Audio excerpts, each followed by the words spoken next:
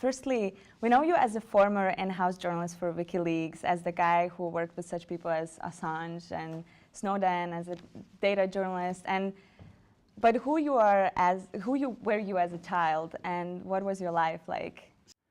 There weren't a whole bunch of expectations, people kind of wanted me to do well and wanted me to try and, stay in school till 18 and maybe go to university, but beyond that, there kind of wasn't too much sense of, oh hey, you've got to do the same job as we did, or we want you to do this particular thing.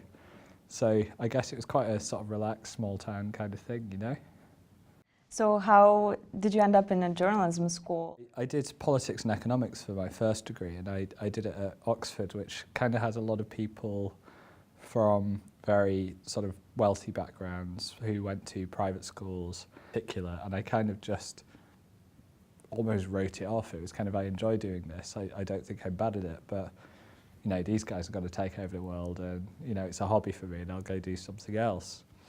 And I very nearly missed one of my final exams because I was so determined to finish getting this magazine I was working on away.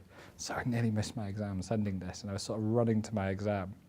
And I kind of just thought, maybe I should think about journalism again, because I kind of seemed to care about it more than my degree. I just risked 3 years of my degree.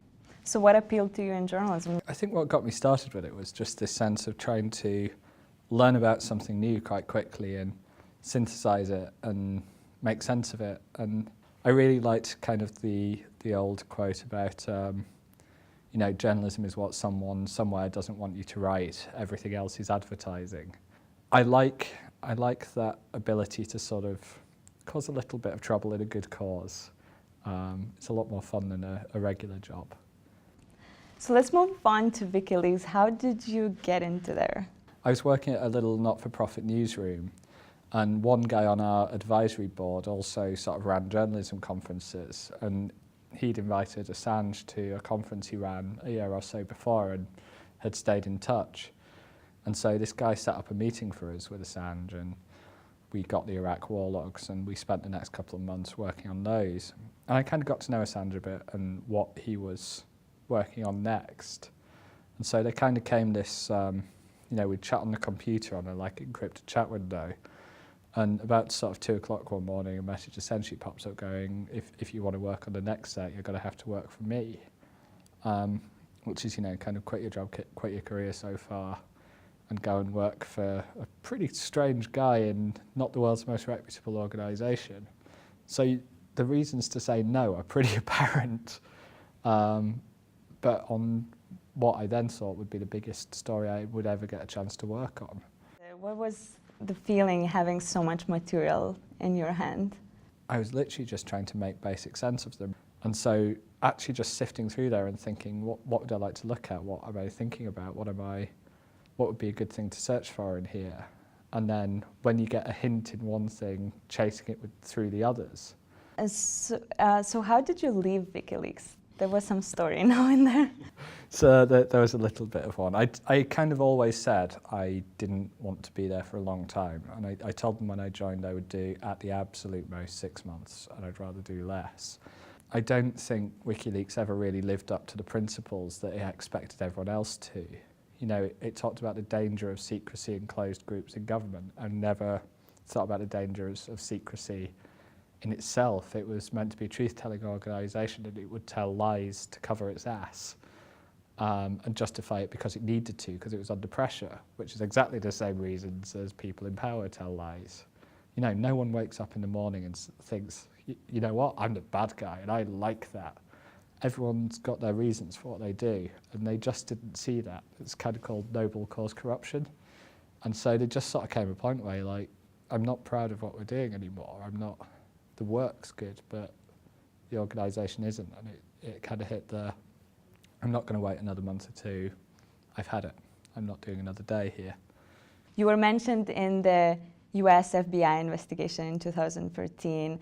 So how was that feeling to see your name in such... I mean, you do worry a bit about some of these things. No one seriously wants to end up sort of the subject of big legal proceedings or in prison or whatever. But, you know, sometimes you're just annoyed. You just kind of think it's rude. Like FBI investigation into WikiLeaks, the FBI agents were trying to get information or frankly non-existent dirt on you. So it's like, really? I mean, guys, don't know if you've noticed, but we have terrorism problems, we have money laundering problems, we have drug problems, we have police corruption problems. Really, chasing down a Guardian journalist is the best use of your time and resources? You get a bit offended for priorities. You spend time with Julian Assange, and you spend time with Greenwald and Laura Poitras and Barack Obama, if I'm right. So can you tell any, like, the funniest story of the time spent with those people? I can remember sort of trying to cover Obama at, it was one of his campaign speeches, and you're sort of in the pit there. And I kind of saw a familiar looking face out of the corner of my my eye, and I was trying to work out whether I knew this woman or why she was familiar. And it was, what's her name from the Daily Show, Samantha Bee. And she was doing a sort of feature about reporters being way too in love with Obama. And she essentially was faking something bordering on an orgasm on the press table about how wonderful the speech was. And of course they had the cameras pointing towards the journalist, and she did it right on my desk.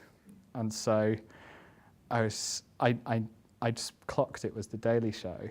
So I was trying to just absolutely carry on working as if nothing was happening, because I just thought, this is already going to be embarrassing. I don't want to do a single thing that's going to make it worse. And so I'm essentially sitting, staring assiduously at my laptop screen, typing up the speech while sort of all hell is breaking loose on the desk in front.